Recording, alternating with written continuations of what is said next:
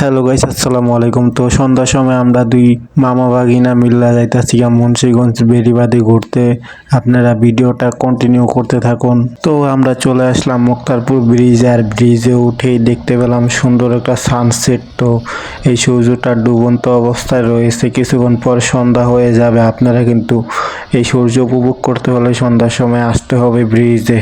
তো মুন্সিগঞ্জ যেতে হলে আমাদের মুক্তারপুর ব্রিজটা পাড়ি দিতে হবে। তো আমরা অটোতে উঠে গেছি, অটোতে উঠে আমরা মুক্তারপুর ব্রিজটা আপনাদের দেখাইতেছি আর আমরা উপভোগ করতেছি। তো ব্রিজটা পার হয়ে দেখতে পেলাম এদিকে কাজ চলতেছে, কোনো একটা নির্মাণ কাজ চলতেছে। প্রায় 6 মাস ধরে এই কাজটা চলতেছে, তো এখনো কাজ শেষ হয় না। তো আমরা চলে আসলাম মুক্তারপুর অটো স্ট্যান্ডে, এখান থেকে যাব মুন্সিগঞ্জ। তো আমরা উঠে গেলাম একটি মুন্সিগঞ্জে অটোতে। তো আমাদের গাড়ি ছুটে চলছে মুন্সিগঞ্জের দিকে। তো এটা হলো মুক্তারপুর পান্না সিনেমা হল। একটা সময় এই পান্না সিনেমা হলে নতুন কোনো মুভি বের হলে এই সিনেমা হলে এসে দেখতাম, কিন্তু এখন আর এসে দেখা লাগে না। এখন ইউটিউবেই সবাই দেখতে পারে, কিন্তু এখন আর মানুষ পান্না হলে গিয়ে ছবি মুভি দেখে না। এটা হলো মুক্তারপুর সরকারি প্রাথমিক বিদ্যালয়। একটা সময় স্কুল থেকে আমরা উপবৃত্তি পেতাম, কিন্তু এখন আর পড়াশোনা এখন আর করি না, এখন তাই আর উপবৃত্তিও পাই না। এই স্কুলের নির্দিষ্ট একটা বাউন্ডারি দিয়েছে এবং সেটা ভালো লাগতেছে দেখে।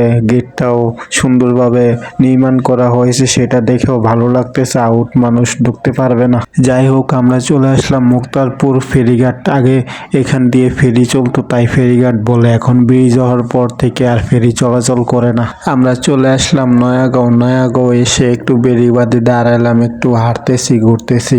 এদিকে ক্যামেরাম্যান একটু ঘুরায় ঘুরায় দেখাইতেছে। ক্যামেরাম্যানও তেমন প্রফেশনাল না, তাই এদিকে নেয় একটু ওদিকে নেয় একটু, কিন্তু ক্যামেরাম্যান প্রফেশনাল না, তাই একটু সমস্যা হচ্ছে ভিডিও করতে।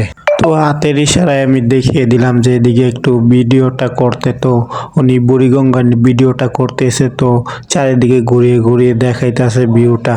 তো এখানে সিঁড়ি দেখে আমি সিঁড়ি দিয়ে একটু হাঁটতে হাঁটতে নিচের দিকে যাইতাছি আর এদিকে প্রকৃতিটা একটু ফিল নিতেছি।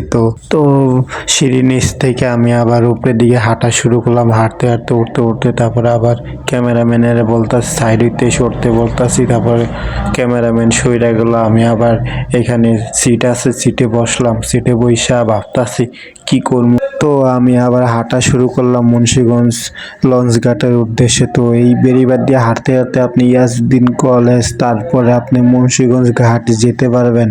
তবে আপনাদের সতর্ক করে দেই, ইয়াজউদ্দিন কলেজের পিছন দিয়ে সন্ধ্যার পরে হাঁটাহাঁটি করবেন না। যদি একটু রং করেন তাহলে এখানকার পোলাপান আপনার মোবাইল মানিব্যাগ সব কিছু রেখে দিতে পারে, তাই এখান দিয়ে আপনারা সাবধানে চলাচল করবেন। তো আমরা চলে আসলাম মুন্সিগঞ্জ লঞ্চ ঘাটের এদিকে। তবে এটা টাঙ্গুয়ার হাওর বোট মনে করবেন না কেউ।